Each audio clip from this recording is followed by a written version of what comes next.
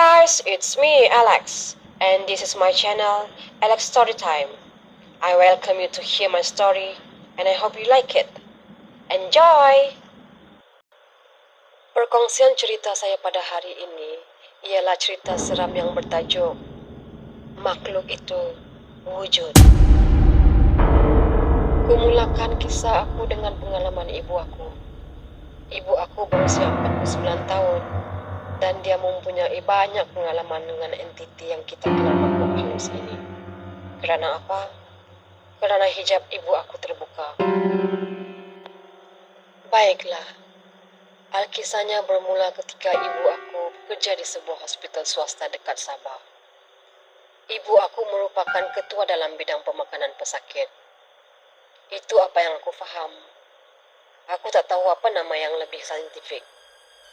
Di hospital itu, ibu aku selalu ternampak terlibat. Tetapi ibu aku sudah biasa dan buat tak tahu. Sebab benda tu takkan kacau kalau diorang tak tahu kita boleh tengok diorang.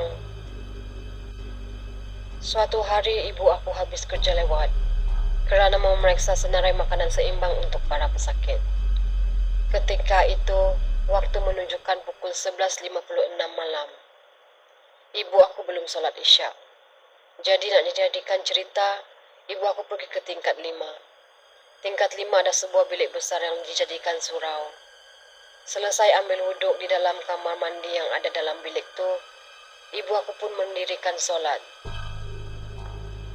Korang boleh bayangkan, sebuah bilik yang besar dan lapang hanya ada dihamparkan sejadah dan beberapa almari untuk letak telekung dan Al-Quran. Ibu aku sengaja tidak menghidupkan lampu bahagian belakang. Hanya bahagian depan iaitu kawasan dia solat. Kenapa? Aku tak pasti. Mungkin bingung Swiss banyak sangat. Main tekan saja. Tekan las-las itu yang hidup. Kemungkinanlah. Ibu aku cerita, ketika dia solat, dia rasa diperhati. Tapi ibu aku tak layan sangat. Dalam surau tu, ibu aku seorang sahaja. Ketika ibu aku sampai rakaat terakhir, ibu aku membaca tahiyatul akhir, kemudian memberi salam dan memalingkan sedikit muka ke sebelah kanan sambil menyapu lembut muka dengan tangan kanan. Tiba-tiba, ibu aku berhenti. Ibu aku kaku dalam kedudukan tersebut. Terdengar dengusan seperti kerbau berhampiran ibu aku. Aura dingin mencengkam tubuh ibu aku. Perlahan-lahan ibu palingkan kepala ke arah depan. Dan di situ aku melihat satu lembaga yang hitam yang sangat besar duduk lutut bertemu lutut dengan ibu aku. Simbolik yang kedudukannya, benda itu dekat. Matanya merah dan badannya berbulu. Ibu aku nampak dengan sangat jelas. Ibu tak dapat bergerak. Dia terpaku melihat mata makhluk tersebut. Ibu, aku kuatkan semangat untuk membaca ayat kursi. Setelah rasa badan ibu sudah boleh bergerak, ibu segera keluar dari surau itu tanpa memakai kasutnya dan belum menanggalkan telekung yang berwarna putih yang masih elok dipakainya. Ibu berlari ke arah lift dan menekan butang turun. Terbuka sahaja lift tu, doktor-doktor dan nurse di dalam bilik tu semua buat muka cuak. Kenapa?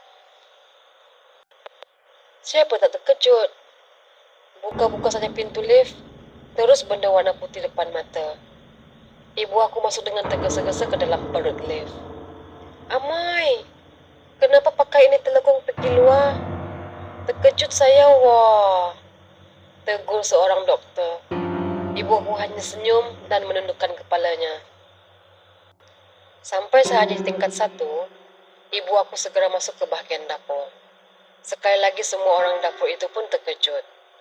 Ibu aku segera ke bahagian pejabatnya dan menanggalkan telekung lalu mengambil beg tangan dan sepasang selipar jepun yang memang tersedia di pejabat ibu aku untuk dia ke tandas. Dulu, ibu tak pakai tudung lagi. Ibu segera pulang ke asrama hospital sediakan makanan untuk para pekerja. Tanpa sedar, ada mata yang masih memerhatikan ibu aku. Ini baru ringan-ringan sahaja. Sebagai pembukaan aku bercerita, bak kata orang tua, diorang lagi banyak makan garam. Jadi ada kisah seterusnya yang ingin aku sampaikan. Apa yang pasti, ia wujud.